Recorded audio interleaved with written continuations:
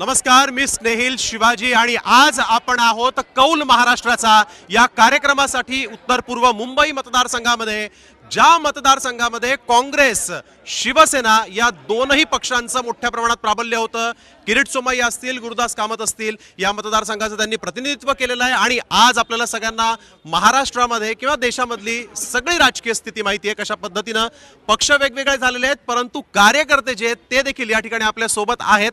याच कार्यकर्त्यांकडून ही निवडणूक जी आहे ती कशी लढणार आहेत आणि कशा पद्धतीने या निवडणुकीचा रंग किंवा या निवडणुकीमध्ये काय काय प्रॉमिसेस, काय काय आश्वासनं दिलेली आहेत, काय काय आश्वासनं पूर्ण झालेली आहेत, त्या सगळ्याचा आपण इथंच आढावा घेणार आहोत। आपल्या सोबत भाजपचे कार्यकर्ते आहेत, आम आदमी पक्षाचे कार्यकर्ते आहेत, राष्ट्रवादीचे कार्यकर्ते आहेत आणि शिवसेना उद्धव बाळासाहेब ठाकरे या पक्षाचे देखील कार्यकर्ते आहेत। आणि या सगळ्या कार्यकर्त्यांकडून त्यांची मतं काय आहेत, या निवडणुकीकडे ते कोणत्या दृष्टीने बघतात, कशा पद्धतीने ते ही निवडणूक लढवणार आहेत, या सगळ्या प्रश्नांची उत्तरे जी तुमच्या मनात आहेत ती आज विचारण्यासाठी झी 24 तास इथे आलेली आहे कौल महाराष्ट्राचा हा कार्यक्रम घेऊन। आणि आपण सगळ्यात आधी जाऊया भाजपच्या कार्यकर्त्यांकडे।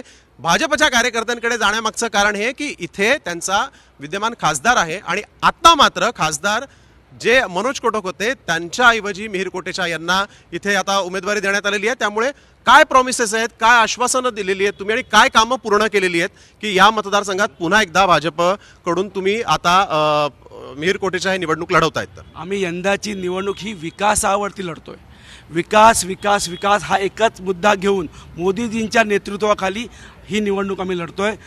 श्रीरामाचं मंदिर असेल, स्थानिक विभागातील विकास असेल, या विकासाच्या नावावर आम्ही लढतोय। आम्ही जे काही सांगितलं ते सगळं पूर्ण केलेलं आहे आणि पूर्ण करायच्या दिशेने चाललोय, त्या ह्याच्यावरती आम्ही निवडणूक लढतोय। बिलकुल, जे काय सांगितलं ते सगळं पूर्ण केलं असं भाजपच्या कार्यकर्त्यांचं मत आहे। आपण या प्रश्नाचं उत्तर घेऊया आपण शिवसेनेच्या कार्यकर्त्यांकडून की जे काय सांगितलं ते आम्ही पूर्ण केलेलं आहे असा त्यांचा दावा आहे। अर्थातच निवडणूक आहे म्हणून काय बघता तुम्ही या सगळ्या भागामध्ये जी आश्वासनं दिली होती, समस्या आहेत की नाही? पहिले तर मला सांगू दे, प्रभू श्रीरामांबद्दल आमच्याही मनामध्ये तितकाच आदर आहे आणि आस्था आहे। प्रथम अयोध्येला जाणारी आणि इतर राज्यांमध्ये जाणारी ट्रेन ही आदरणीय संजय भाऊंच्या माध्यमातून मागणी करण्यात आली, या भारतामधनं, या मुलुंडमधनं, या भांडूपमधनं, हे मला प्रकर्षाने सांगू दे। आणि ज्या ठिकाणी पुनर्वसन प्रकल्प चालू आहेत, PAP असेल आणि बाकी डेव्हलपमेंट प्रोजेक्ट्स आहेत, तर स्थानिक लोकांना स्थानिक ठिकाणीच राहायला जागा दिली पाहिजे। त्यांचं पुनर्वसन हे स्थानिक ठिकाणीच 2 किलोमीटरच्या रेडियसमध्येच झालं पाहिजे, एवढी आमची प्रमुख मागणी आहे। बाकी मग मेडिकलच्या प्रॉब्लेम्स आहेत, हॉस्पिटल आहेत, पाणी आहे, डम्पिंगचा राक्षस हा इकडनं हद्दपार करणं हा प्रमुख आमच्या समोरचं या उद्दिष्ट असेल। पण जे त्यांनी आश्वासन दिलं होतं मुलुंडचं डम्पिंग बंद केलं की? मुलुंडचं डम्पिंग चालू आहे, विक्रोळीचं डम्पिंग चालू आहे, गोवंडीचं डम्पिंग चालू आहे। उलट ईशान्य मुंबईमध्ये मुंबईतले सगळ्यात 3 मोठी डम्पिंग ग्राउंड चालू आहे। आज टेक्नॉलॉजी एवढी वाढली आहे, का ना हे डम्पिंग शास्त्रशुद्ध पद्धतीने याच्यावरती विघटन करून हे बंद करू। त्याचं उत्तर घेऊया आपण की डम्पिंग ग्राउंडचा प्रश्न का अजून सॉल्व्ह नाही झाला? मुलुंडचं डम्पिंग ग्राउंड ऑलरेडी बंद झालेलं आहे। माझ्यामध्ये त्यांनी काळा चष्मा लावला असेल। कांजूरमार्गचं डम्पिंग, विक्रोळीचं डम्पिंग आहे। ह्या डम्पिंगचं जे आहे, ह्या डम्पिंगचा विषय आपण घेतलेला आहे। हे डम्पिंग अजून आपलं पुढे आपण खाडीमध्ये आपण पाठवणार आहोत। आणि डम्पिंग कोणत्या काळात झाले? सत्ता कोणाची होती? डम्पिंग कोणाचं आहे? दत्ता दळवी यांचा महापौर असताना तेव्हा झोपले होते का? दत्ता दळवीने पैसे खाऊन हे केले नाही। अगदी डम्पिंगचा प्रश्न आहे, सगळ्यात महत्वाचा प्रश्न। आपण महिलांकडे येऊया। डम्पिंगचा प्रश्न जो आहे तो आम्ही म्हणजे आधीच्या काळामध्ये ते डम्पिंग सुरू झाले असा दावा करण्यात येतो। मूळ समस्या खरं तर डम्पिंगचा वास असेल किंवा मुलुंडचं डम्पिंग बंद झालं, तिकडच्या राहणाऱ्या लोकांची देखील त्रास असतो। काय हे आत्ताच आमच्या अपोजिटवाले BJP सांगतायत अबकी बार आम्ही सांगणार आहे तडीपार का? तर आत्ता डम्पिंगचा विषय आमच्या सहकाऱ्यांनी जो सांगितला, डम्पिंग झालं हे युतीच्या काळामध्ये 25 ते विसरतायत वाटतं। 25 वर्ष ते शिवसेनेबद्दल बरोबर कार्यरत होते आणि सत्ता शिवसेना भाजपची होती हे ते विसरलेत, म्हणून ते सांगतायत की त्यांच्या काळामध्ये, तर ही त्यांच्याही काळामध्ये झालेली समस्या आहे। आणि हद्दपार करण्याचं काम ज्या वेळेला कुठची चांगली योजना आणतात त्यावेळेला फक्त विरोध करण्याचं काम ते करतायत। त्याच्यामुळे आम्ही सांगणारे आज भांडूपमध्ये तुम्ही जर उभे आहात, तुम्ही बघताय चांगला माणूस त्यांनी हद्दपार केलाय, त्यांनी स्वतःनीच केलंय, आम्ही नाही केलंय. म्हणजे कोण? मनोज कोटक चांगला माणूस होता. येस मनोज कोटक जर कधी असते तर ते निवडून आलेच ते. येस निवडून आले असते, आम्ही हक्काने सांगतोय. आमच्यामुळेच मागे आम्हीच निवडून दिलंय. मनोज कोटक चांगला माणूस होता. मनोज कोटक एक सगळ्यात महत्वाचं, मनोज कोटक चांगला माणूस आहे. हे मनोज कोटकांना सर्टिफिकेट शिवसेनेच्या कार्यकर्त्यांनी दिलेलं आहे. मनोज कोटक चांगला माणूस आहे असं म्हणतायत तुमचे कार्यकर्ते. मनोज कोटकांनी काम केलंय का 5 वर्षात? मनोज कोटक हे चांगले व्यक्ती आहेत की नाही व्यक्ती आहेत हा वैयक्तिक प्रश्न झाला. इथे हा राजकीय पक्षाचा विषय आहे. इथे शिवसेना, उद्धव बाळासाहेब ठाकरे आणि उमेदवार संजय दिना पाटील हेच मोठ्या मताधिक्याने निवडून येणार आणि आम्ही आणणार म्हणजे आणणार. बाकीच्यांना फक्त तडीपार करणार, फक्त तडीपार. डम्पिंगचा विषय हे म्हणतात, डम्पिंगचा विषय युतीमध्ये होता.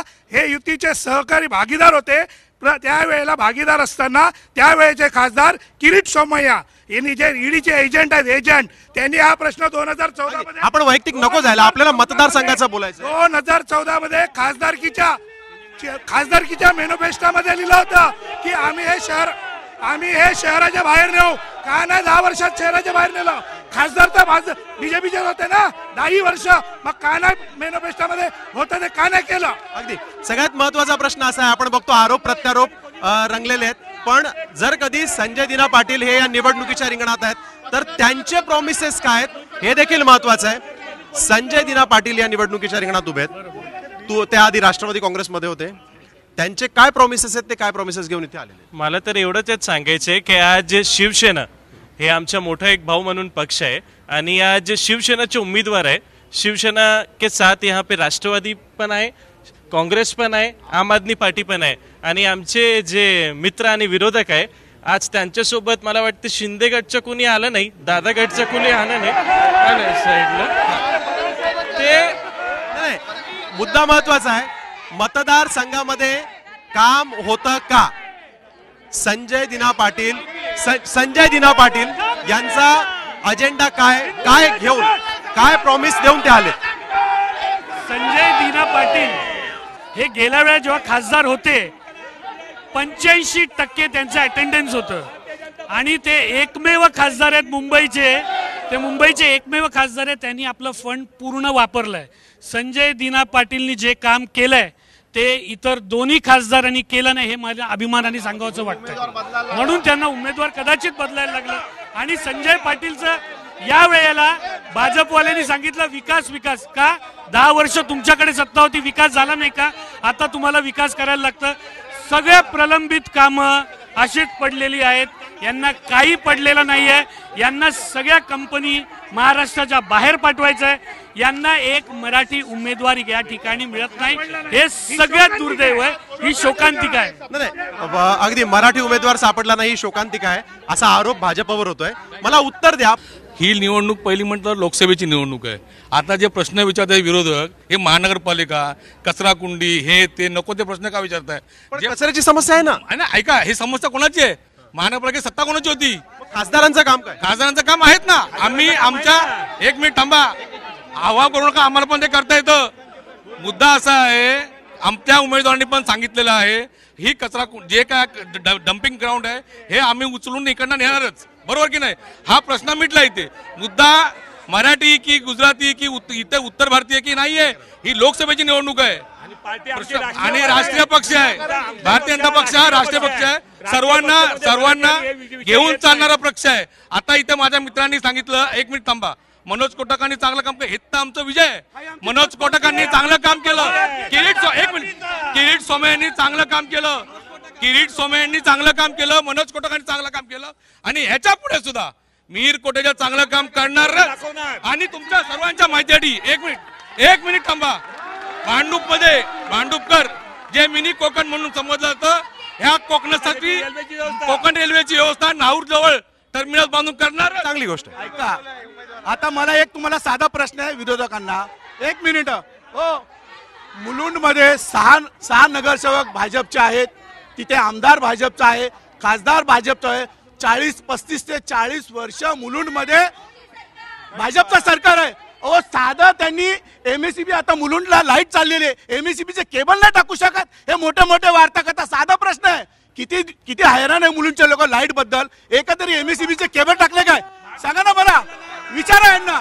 का नाही, तुमची 40 वर्ष सत्ता आहे भाजपची, काय 40 वर्ष भाजपची सत्ता आहे, काय करताय तुम्ही, काय करताय? सामान्यांचे प्रश्न हे सगळ्यात महत्वाचे आहेत, ते आघाडीवर आहेत. आम आदमी पक्षाचे कार्यकर्ते आपल्या सोबत आहेत. या सगळ्या मतदारसंघामध्ये समस्या आहेत, पाण्याची समस्या आहे, पाणी टंचाई आहे, लाईटचा विषय असेल किंवा डम्पिंगचे ट्रॅफिकची समस्या आहे. तुम्ही कसं बघता आणि काय अपेक्षा आहेत तुमच्या उमेदवाराकडून ज्याच्याबरोबर तुमची आघाडी आहे? नाही, सर्वात पहिलं आपण थोडं राष्ट्रीय पातळीवरून चालू करू. कारण BJP कार्य करते आहेत ना, सगळे भरकटलेले कार्यकर्ते आहेत. त्यांच्या दिमागामध्ये जे टाकलं जातं तर तशा प्रकारे प्रोग्रामिंगच्या हिशोबाने ते चालतात. आता भ्रष्टाचाराच्या बाबतीत बोलायला गेलं तर देशामध्ये सगळ्यात मोठा भ्रष्टाचार जो आहे तो इलेक्ट्रॉल बॉन्डच्या माध्यमातून झाला. हे जय श्रीरामचा नारा देतात, परंतु यांनी काय केलं? पण आपल्याला आता आज आपण या मतदारसंघामध्ये घेतो मी, यांनी बी फोलांकडून डोनेशन घेतले इलेक्ट्रॉल बॉन्डच्या माध्यमातून. 6,000 कोटीचा भ्रष्टाचार, जगातला सगळ्यात मोठा भ्रष्टाचार तो इकडे झाला. आता या ठिकाणी मुलुंड डम्पिंग ग्राउंडचा जे तुम्ही विषय काढला, मुलुंड डम्पिंग ग्राउंड अदानीला देण्यासाठी यांचा प्लॅन चालू आहे. कारण अदानीला धारावी रिव्हर प्रोजेक्ट दिला, अदानीला तुम्ही एअरपोर्टची लँड दिली, अदानीला तुम्ही सीपोर्ट दिले, एअरपोर्ट दिले, मायनिंग दिल्या, म्हणजे पाताळपासून घेऊन आसमानपर्यंत सगळ्या गोष्टी तुम्ही अदानीला दिल्या. आता मुलुंडची जागा जी आहे ती सुद्धा अदानीच्या घशात घालण्याचा प्लॅन चालू आहे. हा कुणाचा प्लॅन आहे? अदानी कुणाचा माणूस आहे? हे राष्ट्रीय विषय आहेत. आपल्याला खरं तर या मतदारसंघामध्ये तुम्हा सगळ्यांना काय नेमक्या समस्या अजूनपर्यंत दिसत आहेत ज्या पूर्ण करता आल्या नाही? यापूर्वीचे खासदार जे मनोज कोटक होते ना, ते भांडूपपर्यंत दिसलेच नाही. भांडूपमध्ये त्यांनी काही केलेलं नाही. आणि जे आता संजय पाटील आमचे उमेदवार आहेत, ते उमेदवार लोकांना मान्य आहेत, मतदारांना मान्य आहेत आणि ते निवडून येणार 100%. शिवसेना उद्धव बाळासाहेब ठाकरेंचे हे ईशान्य मुंबईचे जे उमेदवार संजय पाटील आहेत ते निवडून येणार. तुम्ही एका पक्षामध्ये आहात, पक्षाची बाजू मांडणं हे स्वाभाविक आहे, पण एक गृहिणी देखील सगळ्यात आधी आहात. आज सकाळी इथे येताना कार्यक्रमांना घरातली कामं करून तुम्ही इथे आलेले आहात. काय समस्या या मतदारसंघामध्ये तुम्हाला असं वाटतं? साहेब, 400 रुपये सिलेंडर होता, आता केलाय 1300 आणि 1400 रुपये. हे भाजप सरकार हे अशा किमती वाढवायला बायकांनी करायचं ते काय करायचं? लाईट बिल डबल केलंय. खासदार निवडून येणार होते तेव्हा काय बोलले? भांडूपची ट्रॉफिकची समस्या आम्ही सोडवू. ट्रॉफिकची समस्या सोडवलेलीच नाही.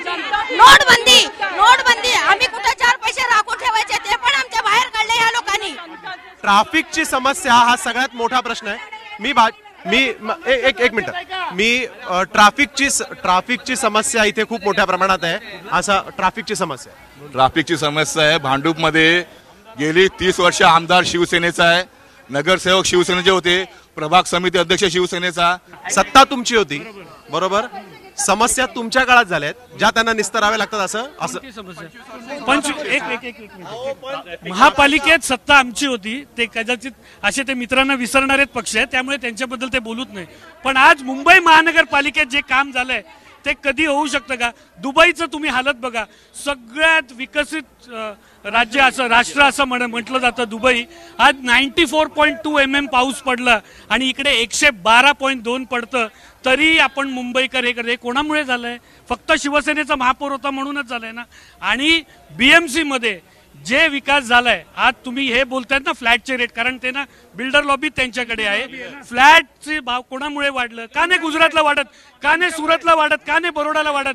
का मुंबईत वाढत? एक महत्वाचा प्रश्न आहे, संजय दिना पाटील यांना निवडून का द्यावं? त्यांनी पहिल्यापासूनच बरेचसे महत्वपूर्ण कामं केलेली आहेत आणि लोकांचा हवा असणारा नेता, म्हणजे एक मित्र म्हणून सगळ्यांशी वावरणारा एक नेता म्हणून संजय दिना पाटील आहे. आणि कधीही कोणासाठी अवेलेबल राहणारा एक मित्र म्हणून, कधी त्यांनी नेता म्हणून कधी करण्याचे काम नाही केलेलं आहे. पण इतर ठिकाणी जर तुम्ही बघाल जाऊन वेटिंग करा, थांबा, अपॉइंटमेंट घ्या. पण संजय दिना पाटील यांच्याकडे जाताना कधी आम्हाला कधी असं वाटलं नाही की आम्हाला तिकडे वेटिंग करायचंय. हक्काने डायरेक्ट फोन जरी केला, हा बोल पराग, हा बोल, मी अमुक सगळ्यांना नावाने ओळखणारा एक नेता म्हणून, एक मित्र म्हणून त्यांना ओळखणार, निवडून आला. आज 10 वर्ष ते कोणत्याही पदावरती नाही आहेत, तरी पण अहोरात्र त्यांचं ऑफिस चालू आहे, कार्यालय चालू आहे. ज्या पण लोकांच्या सुविधा आहेत, कोविडमध्ये जे करायचं होतं त्यांनी केलेलं आहे, लसीकरण केलेलं आहे, अपंगासाठी दिलेलं आहे, शैक्षणिक विषय. आज 10 वर्ष त्यांचं अविरत कार्य चालू आहे. त्यामुळे संजय दिना पाटील कुठे थांबलेले नाही, निस्वार्थ कार्य झालं. संजय दिना पाटील उपलब्ध राहतात असा एक हे आहे आणि इथे भाजपकडून महिला कार्यकर्ते देखील आहेत. फ्लॅटचे रेट वाढतात तरी लोक फ्लॅट घेतात ना साहेब. मग सिलेंडरचे रेट वाढले तर काय वाईट आहे? 900 रुपयामध्ये आपल्याला घरात सिलेंडर येतो साहेब. सगळ्या गोष्टी आपल्याला दरवर्षी आपण एखादी पूजा म्हणा, सोसायटीची आपण पूजा घेतली, या वर्षी खर्च आपल्याला 11,000 आला सर, दुसऱ्या वर्षी आपल्याला 15-20 हजारावर पोहोचतो. कारण प्रत्येक गोष्टीचं वाढतच ना साहेब. तर सिलेंडरची काय एवढं मोठं? 1200चा सिलेंडर 800-850 मध्ये आलाय. मोदीजींचीच कृपा आहे साहेब एवढी. मिहिर कोटेचा यांना लोकांना पब्लिकला हे नाव माहित नाही, त्यांना कोणी ओळखत नाही. फक्त संजय दिना पाटील. एवढ्या वर्षामध्ये जीएसटी लागली नव्हती. आता गरीब माणूस जगणार कसा? यांनी जीएसटी लावलेली आहे. लाईट जनतेविरुद्ध पैसा, ही जनता आहे आणि तिकडे पैसा आहे. बिल्डरला आणलाय आमचा स्थानिक उमेदवार संजय भाऊ पाटील हेच निवडून येणार आहेत. संजय भाऊ पाटीलच निवडून येणार. संजय भाऊ पाटीलच निवडून भरघोस मताने. ज्या ठिकाणी 8.5 लाख ते 9 लाख मराठी मतदार आहेत, 8.5 ते 9 लाख मराठी मतदार आहेत, त्या ठिकाणी यांना मराठी उमेदवार सापडत नाही. ही या ईशान्य मुंबईची शोकांतिका आहे. आणि जिथे फक्त 2.25 लाख गुजराती मतदार आहेत तिथे वारंवार गुजराती उमेदवार फक्त पैसा बोलतो, पैसा. इथे निष्ठेला जागा नाही. भारतीय जनता पक्षाला मित्र पक्षाच्या पाठीमध्ये खंजीर खोपायची सवय झालेली आहे. हिंदू हृदय सम्राट सरसेनापती श्रीमान बाळासाहेब ठाकरे आणि धर्मवीर आनंद दिघे यांचा सुद्धा त्यांना विसर झालेला आहे. याचा आम्ही जाहीर निषेध करतो. विकासावर बोलायचं झालं तर यांचा विकास कसा आहे सांगतो. माझा एक मित्र आहे, त्याला एक बकरी आहे आणि ती रोज 4 अंडी घालते. यांचा विकास असा आहे, बकरी अंडी घालते हा विकास यांचा आहे. समजलं ना? तर त्यामुळे विकासाची भाषा करू नये. उमेदवारावर बोलण्यापेक्षा मोदीजींनी जो विकास केलाय त्याच्यावर बोला. आम्ही सातत्याने 2004 पासून संजय पाटील राष्ट्रवादीतून लढले, आता शिवसेनेतून लढतायत, पण आम्ही उमेदवार एकच ठेवलाय. त्यांनी किरीटजींना उमेदवारी दिली, मनोजजींना उमेदवारी दिली, आता मिहिरजींना उमेदवारी दिली. आमचा उमेदवार तोच आहे. आज मतदारसंघामध्ये मराठी माणसाचं कुठेतरी खच्चीकरण होत चाललंय, म्हणून आम्ही मराठी उमेदवार दिला. संजय पाटील सारखा लोकांच्या सातत्याने सेवेत असणारा, लोकांना अवेलेबल असणारा, तो एका फोनवर फोन उचलणारा अशा कार्यकर्त्याला पवार साहेबांनी पण उमेदवारी दिली होती आणि आज उद्धवजींनी उमेदवारी दिली. माणसाचं खच्चीकरण होतंय म्हणूनच आज मिंदेगड इथं आला नाही. अगदी एक महत्वाचा प्रश्न आहे की मराठी माणसाचं खच्चीकरण होतं. अगदी शेवटचा प्रश्न. मराठी माणसाचं खच्चीकरण होत असतं तर एवढी कामं झाली नसती. आज मनोज कोटक यांनी कोकणवासियांसाठी ज्या एसटी सोडल्या, फ्रीमध्ये सोडल्या, ट्रेन सोडल्या, त्यामध्ये मराठी माणसंच गेली, कोकणवासी गेले. त्यामुळे अगदी आपण बघितलंय या मतदारसंघामध्ये संजय दिना पाटील आणि मिहिर कोटेचा हे 2 उमेदवार आहेत आणि अटीतटीची लढत होईल. समस्या भरपूर आहेत आणि प्रत्येक पक्षानं दावे केलेले आहेत, प्रतिदावे केलेले आहेत. या समस्यांमधून कोणता खासदार या नागरिकांना बाहेर काढतो हे महत्वाचं आहे. झी 24 तास देखील याच मुद्द्यासाठी म्हणून आज इथे आला होता आणि आपण प्रत्येक या पक्षाच्या कार्यकर्त्यांची त्यांचे मुद्दे काय होते हे जाणून घेतले, त्यांचा जोश पाहिलेला आहे. त्याच्यामुळे आता यापुढे या मतदारसंघातले मतदार कोणाला निवडून देतात हे पाहणं देखील तितकंच महत्वाचं आहे. या झी 24 तासच्या कौल 24चा या कार्यक्रमामध्ये तुर्तास वेळ झाली इथेच थांबण्याची. पाहत रहा झी 24 तास.